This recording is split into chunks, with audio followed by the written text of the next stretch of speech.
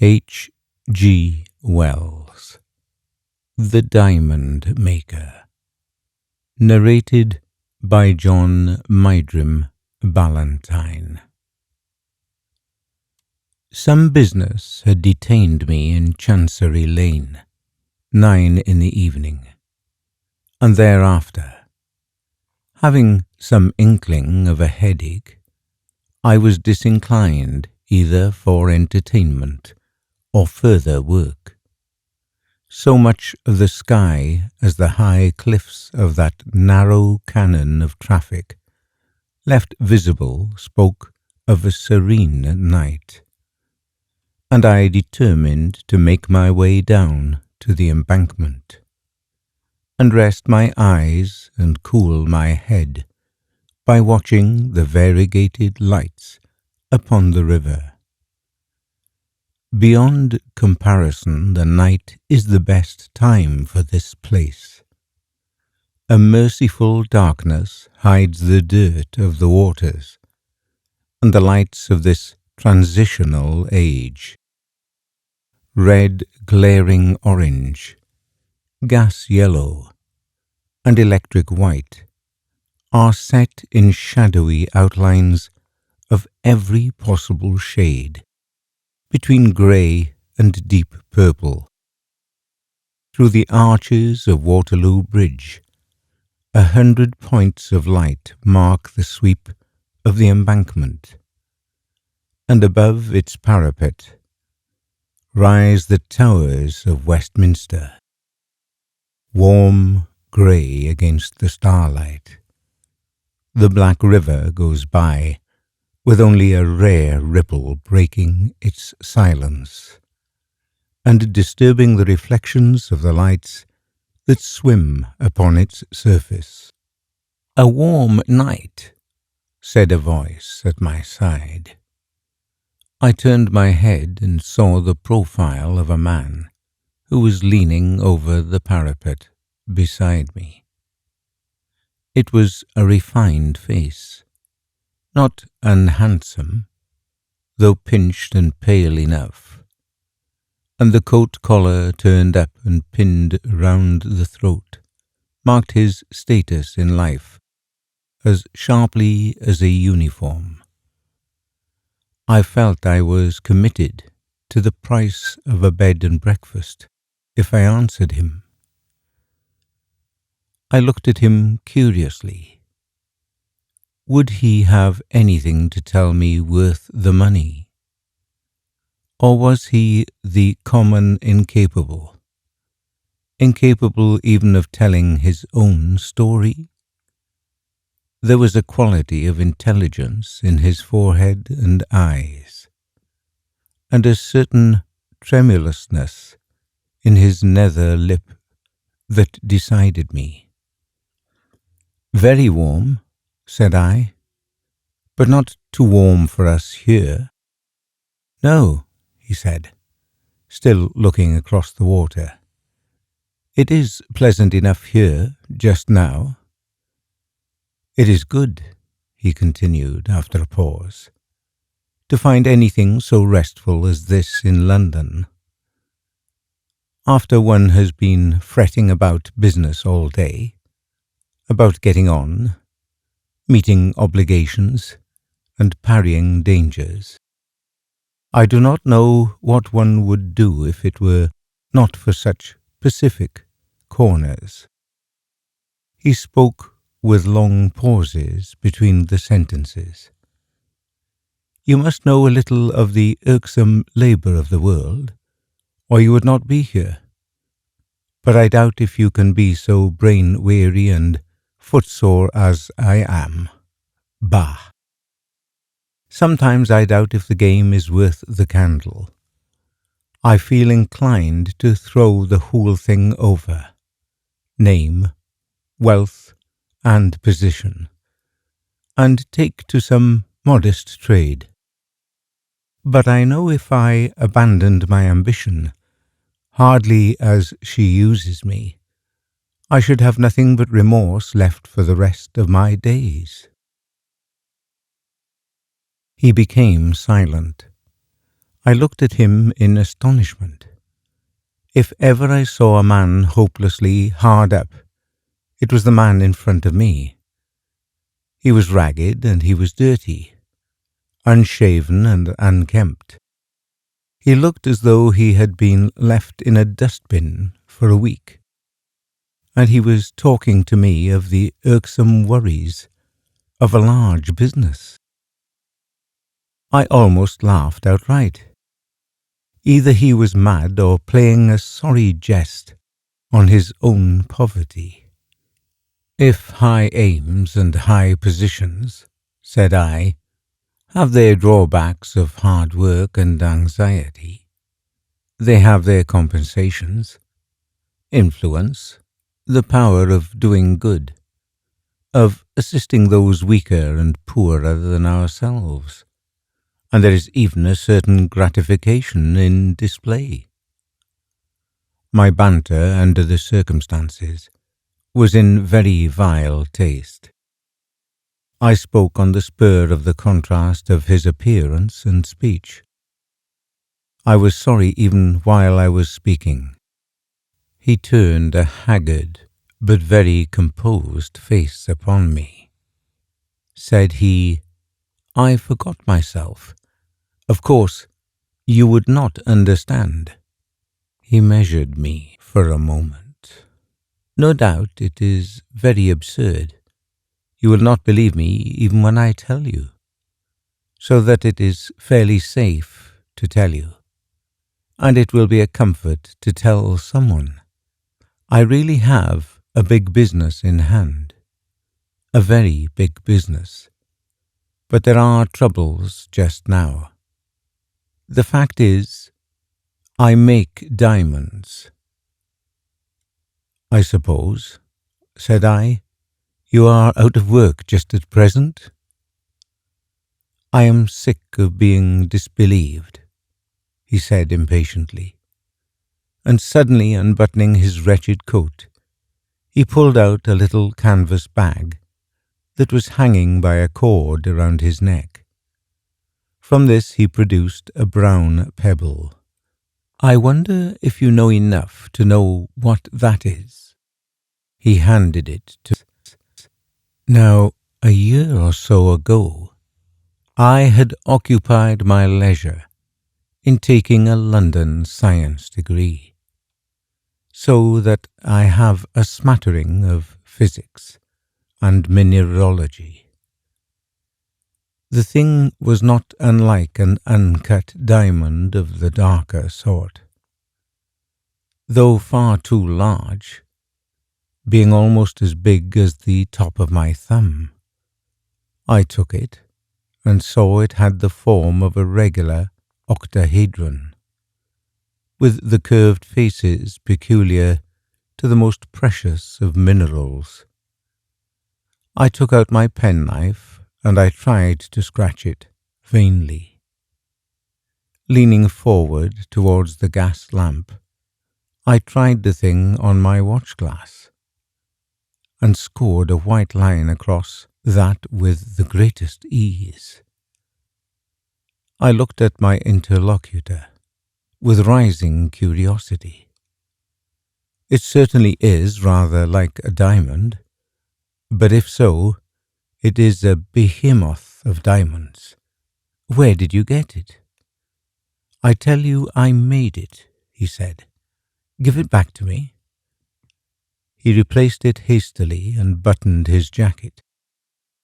"I will sell it you for £100. He suddenly whispered eagerly. With that my suspicions returned. The thing might, after all, be merely a lump of that almost equally hard substance, corundum, with an accidental resemblance in shape to the diamond. Or if it was a diamond, how came he by it? And why should he offer it at £100? We looked into one another's eyes. He seemed eager, but honestly eager. At that moment I believed it was a diamond he was trying to sell. Yet I am a poor man. £100 would leave a visible gap in my fortunes, and no sane man would buy a diamond by gaslight from a ragged tramp on his personal warranty only. Still, a diamond that size conjured up a vision of many thousands of pounds. Then, thought I, such a stone could scarcely exist without being mentioned in every book on gems. And again, I called to mind the stories of contraband and light-fingered Kaffirs at the Cape. I put the question of purchase on one side. "How did you get it?" said I. "I made it." I had heard something of Moisen, but I knew his artificial diamonds were very small. I shook my head. "You seem to know something of this kind of thing. I will tell you a little about myself. Perhaps then you may think better of the purchase." He turned round with his back to the river and put his hands in his pockets. He sighed. "I know you will not believe me. Diamonds," he began, and as he spoke his voice lost its faint flavour of the tramp, and assumed something of the easy tone of an educated man, "are to be made by throwing carbon out of combination in a suitable flux and under a suitable pressure. The carbon crystallizes out, not as black lead or charcoal powder, but as small diamonds. So much has been known to chemists for years, but no one yet had hit upon exactly the right flux in which to melt up the carbon, or exactly the right pressure for the best results. Consequently, the diamonds made by chemists are small and dark, and worthless as jewels. Now, you know, have given up my life to this problem, given my life to it. I began to work at the conditions of diamond making when I was 17, and now I am 32. It seemed to me that it might take all the thought and energies of a man for 10 years or 20 years. But even if it did, the game was still worth the candle. Suppose one to have at last just hit the right trick before the secret got out and diamonds became as common as coal. One might realize millions. Millions. He paused and looked for my sympathy. His eyes shone hungrily. "To think," he said, "that I am on the verge of it all, and here." "I had," he proceeded, "about £1,000 when I was 21, and this, I thought, eked out by a little teaching, would keep my researches going. A year or 2 was spent in study, at Berlin chiefly, and then I continued on my own account. The trouble was the secrecy. You see, if once I had let out what I was doing, other men might have been spurred on by my belief in the practicability of the idea, and I do not pretend to be such a genius as to have been sure of coming in first, in the case of a race for the discovery. And you see, it was important that if I really meant to make a pile, people should not know it was an artificial process and capable of turning out diamonds by the ton. So I had to work all alone. At first, I had a little laboratory, but as my resources began to run out, I had to conduct my experiments in a wretched, unfurnished room in Kentish Town, where I slept at last on a straw mattress, on the floor among all my apparatus. The money simply flowed away. I grudged myself everything except scientific appliances. I tried to keep things going by a little teaching, but I am not a very good teacher, and I have no university degree, nor very much education except in chemistry, and I found I had to give a lot of time and labour for precious little money. But I got nearer and nearer the thing. 3 years ago, I settled the problem of the composition of the flux, and got near the pressure by putting this flux of mine and a certain carbon composition into a closed-up gun barrel, filling up with water, sealing tightly, and heating. He paused.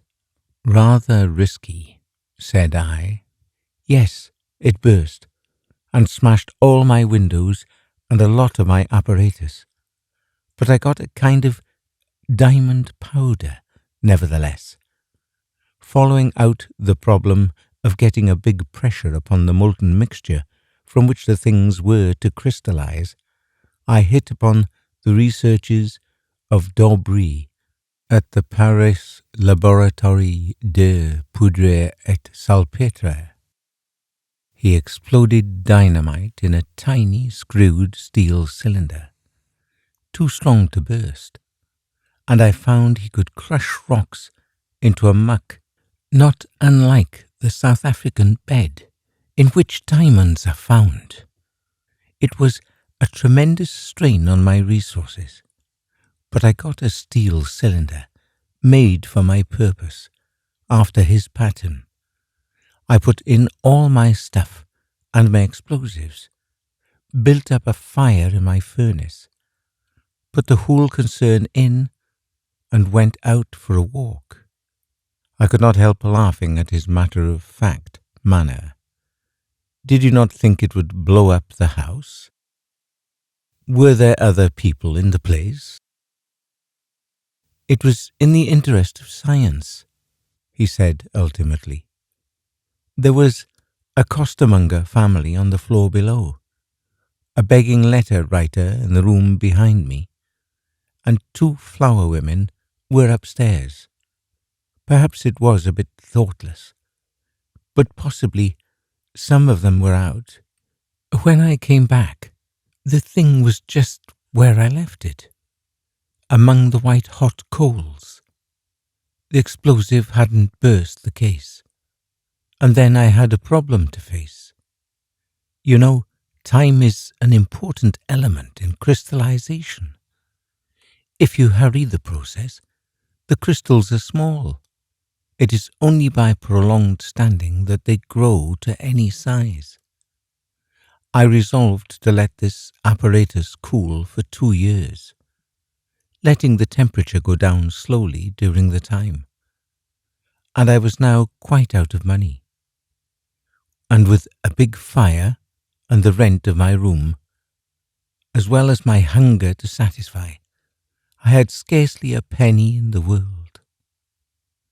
I can hardly tell you all the shifts I was put to while I was making the diamonds. I have sold newspapers, held horses, opened cab doors. For many weeks I addressed envelopes. I had a place as assistant to a man who owned a barrow, and used to call down one side of the road while he called down the other. Once, for a week, I had absolutely nothing to do, and I begged. What a week that was! One day the fire was going out, and I had eaten nothing all day, and a little chap taking his girl out gave me 6pence to show off. Thank heaven for vanity! How the fish shops smelt! But I went and spent it all on coals, and had the furnace bright red again. And then, well, Hunger makes a fool of a man. At last, 3 weeks ago, I let the fire out. I took my cylinder and screwed it while it was still so hot that it punished my hands, and I scraped out the crumbling lava-like mass with a chisel and hammered it into a powder upon an iron plate. And I found 3 big diamonds and 5 small ones. As I sat on the floor hammering, my door opened, and my neighbour, the begging letter writer, came in. He was drunk, as he usually is. "Neckist," said he. "You're drunk," said I. "'Structive scoundrel," said he. "Go to your father," said I, meaning the father of lies. "Never you mind," said he, and gave me a cunning wink, and hiccuped, and leaning up against the door, with his other eye against the doorpost, began to babble of how he had been prying in my room, and how he had gone to the police that morning, and how they had taken down everything he had to say. "Syphilis a gem," said he. Then I suddenly realized I was in a hole. Either I should have to tell these police my little secret and get the whole thing blown upon, or be lagged as an anarchist. So I went up to my neighbour and took him by the collar and rolled him about a bit, and then I gathered up my diamonds and cleared out. The evening newspapers called my den the Kentish Town Bomb Factory, and now I cannot part with the things for love or money. If I go into a respectable jeweller's, they ask me to wait, and go and whisper to a clerk to fetch a policeman. And then I say, I cannot wait, and I found out a receiver of stolen goods, and he simply stuck to the one I gave him and told me to prosecute if I wanted it back. I'm going about now with several £100,000 worth of diamonds around my neck, and without either food or shelter. You are the first person I have taken into my confidence, but I like your face, and I am hard driven. He looked into my eyes. It would be madness, said I, for me to buy a diamond under the circumstances. Besides, I do not carry hundreds of pounds about in my pocket, yet I more than half believe your story. I will, if you like, do this. Come to my office tomorrow. You think I am a thief, he said keenly. You will tell the police I am not coming into a trap. Somehow I am assured you are no thief. Here is my card. Take that anyhow. You need to come to any appointment. Come when you will. He took the card and an earnest of my goodwill. Think better of it and come, said I. He shook his head doubtfully. I will pay back your £half-crown, with interest some day. Such interest as will amaze you, he said. Anyhow, you will keep the secret? Don't follow me. He crossed the road and went into the darkness towards the little steps under the archway leading into Essex Street, and I let him go, and that was the last I ever saw of him. Afterwards I had 2 letters from him asking me to send banknotes, not cheques, to certain addresses. I weighed the matter over and took what I conceived to be the wisest course. Once he called upon me when I was out. My urchin described him as a very thin, dirty and ragged man, with a dreadful cough. He left no message. That was the finish of him so far as my story goes. I wonder sometimes what has become of him. Was he an ingenious monomaniac, or a fraudulent dealer in pebbles? Or has he really made diamonds, as he asserted? The latter is just sufficiently credible to make me think at times that I have missed the most brilliant opportunity of my life. He may, of course, be dead, and his diamonds carelessly thrown aside. One, I repeat, was almost as big as my thumb. Or he may be still wandering about trying to sell the things. It is just possible he may yet emerge upon society, and, passing athwart my heavens in the serene altitude, sacred to the wealthy and the well-advertised, reproach me silently for my want of enterprise. I sometimes think I might at least have risked £5.